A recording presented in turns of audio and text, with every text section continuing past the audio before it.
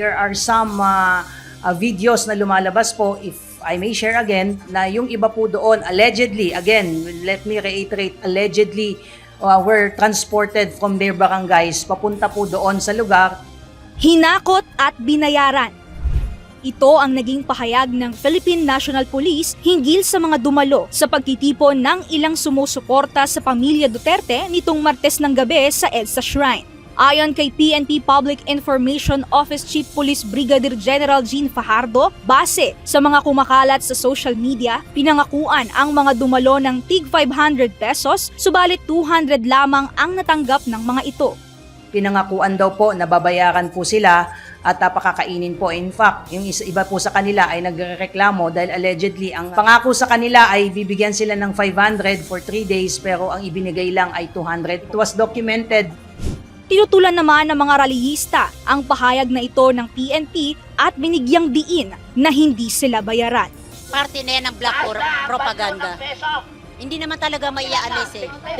There's always a black propaganda for the Duterte side.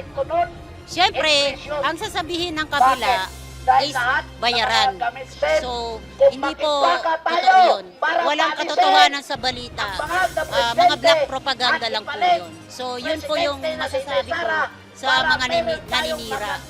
Ako nga sa totoo lang, ever since 2016 and up to now, sarili kong pera ang pinamamasahe ko. Walang nagbabayad sa amin.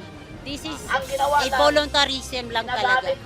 Wala pong nag-audio na punta ka doon, ito yung pamasahe mo, wala pong ganun. Ayon pa sa grupo, kusang loob silang nagtungo sa EDSA Shrine at hindi sila aalis sa lugar hanggat hindi bumababa sa pwesto si Pangulong Ferdinand Marcos Jr. Talagang hanggat nandyan si Bongbong Marcos, hindi po kami titigil. Talagang dito lang po kami. Kasi itong laban na to, hindi po ito Marcos Duterte. Laban ito ng bawat Pilipino. Samantala, kinumpirma naman ni Police Brigadier General Jean Fajardo na mahigpit ang pagbabantay ng PNP sa pagtitipon dito sa EDSA Shrine. Subalit ipinapaubaya na aniya sa pamunuan ng NCRPO kung magtataas sila ng alerto.